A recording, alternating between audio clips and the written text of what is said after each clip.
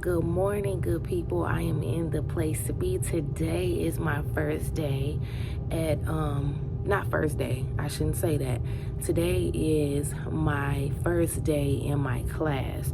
So remember I told y'all in a couple vlogs back that I was going to be teaching my own class this semester. Well, today is that day. Today is Friday, July 2nd, before the holiday. So I do have a smaller class. It's only 2 girls. I believe it used to be 3, but 1 had dropped.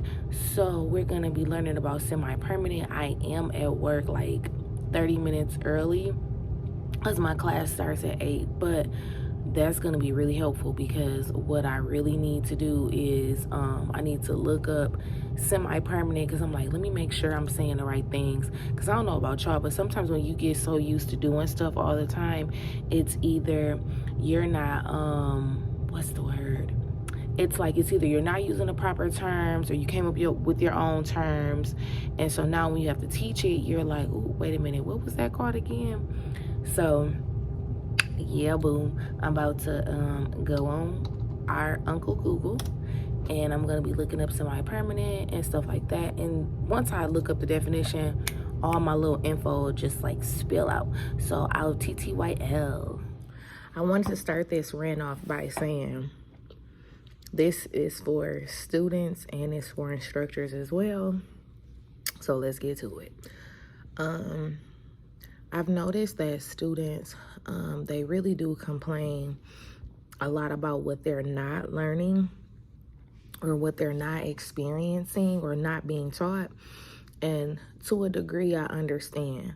But also now being on the educational side of everything, I see it as, well, now I realize that the school's job is primarily responsible for getting you prepared to take your license, meaning that they cover things that they know is going to be over, that they know is going to be on the state board. So that's their job, is to make sure that you pass.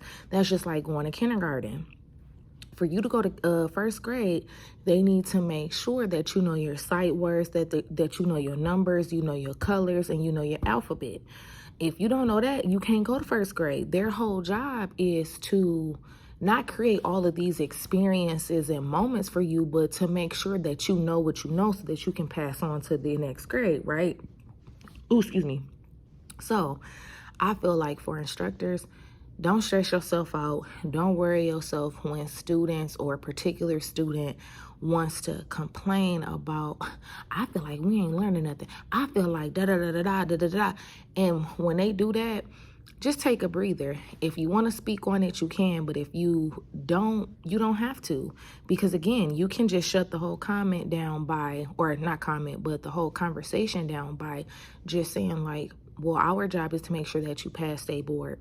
Now, I will touch on a post that I saw on Instagram. If I find it, I'll insert it. If I don't, please forgive me. But basically, they were asking like, hey, I heard Amazon is basically going to be making salons or whatever. How do you feel about it? Some licensed stylists was against it, and they voiced why. And then some of them was like, I don't really care because I know who I am and I know what I offer to my clients. And they let it be that. Now, there was a particular client that has stood out to me that I agreed and I also commented on, and the comment was basically saying like how cosmetology school was outdated and blasé. So I'm only going to tell y'all what I agreed on because I can't remember exactly what she said, but I was like, I totally agree. I do believe that cosmetology school is very outdated and that it does need to be updated, and that they do need to implement a lot more things in it. For one, to make it more exciting and make it more motivational to come back to school.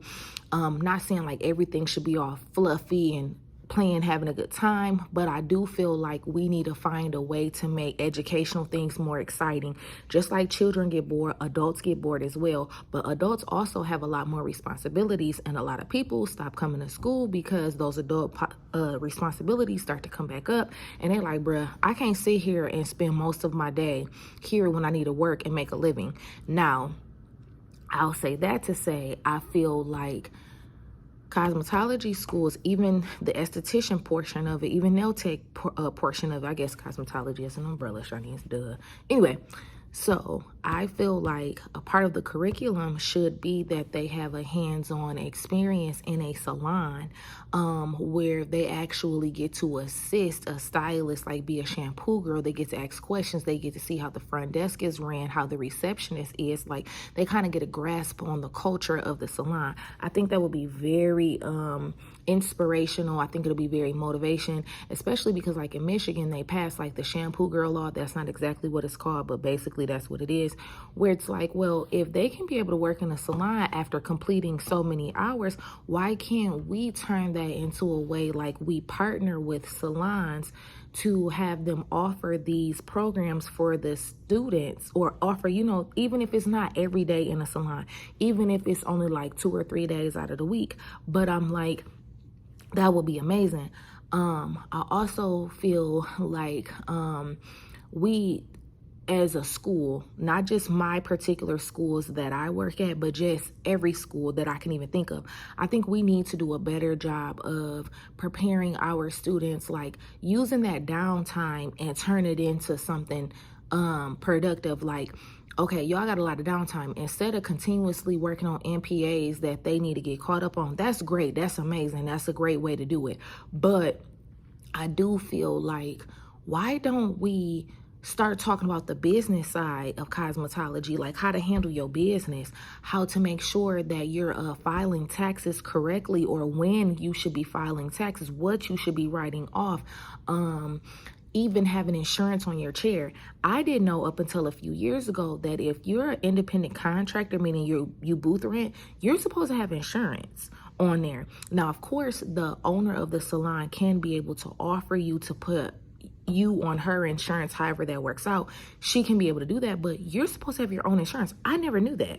And I said, how many other stylists been out here bootlegging and not even having insurance or having proper paperwork? You know what I'm saying? Or we can also use our downtime as ways on how to build a clientele. Personally, I feel like when I graduated, and even still to this day, I do not know how to build clientele. I don't know how to approach people to talk about my services and what I offer.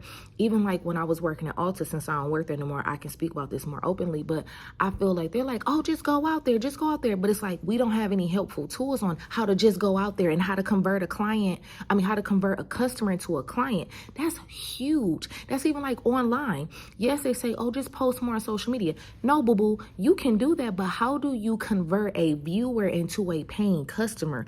These are things that we should be teaching. I understand that cosmetology is not business school, but I feel like there's so much downtime that we can squeeze these things in, teaching them how to rebook a client, or like just getting their mind open to like different ways that you can use to like book, like whether it's online booking or by phone etiquette, because some of these people ain't got no type of etiquette, honey.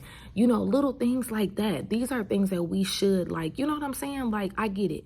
Most of the stuff that you're going to learn is going to be out in the field, but I think that the school needs to do a better job of implementing a lot of things. If I owned my own school, to be honest, and I would love to have one, I'll tell you about that later, but I would love to have a cosmetology school. That is something that I would like to write into the curriculum, to be more hands-on. And I'm not saying that everybody's gonna feel like you met every need, even if you think that you've created the dream school, but I am saying that we could definitely do a better job. But I'm gonna end this rant because I need to finish eating my food, and yeah, I just want to be lazy. Okay, bye. Hey y'all, look at her nails. She did them herself. Look at that. Let me see your thumb. Oh, so cute. Look at him. What's your other hand? Oh, look at them. Let me see your thumb. So cute. I hope so. Yeah, you are. I'm telling you, because look how neat this is. Like, you don't have no polish on the cuticle or anything. That's important because they definitely look at that. But this is a nice manicure. I just wanted to end this vlog by saying that if any of you are stressing over anything, whether it's money, jobs, or anything, I just want to encourage you all to just pray about it and give it to God. And just please don't worry about it. And remember, it's you that makes you beautiful.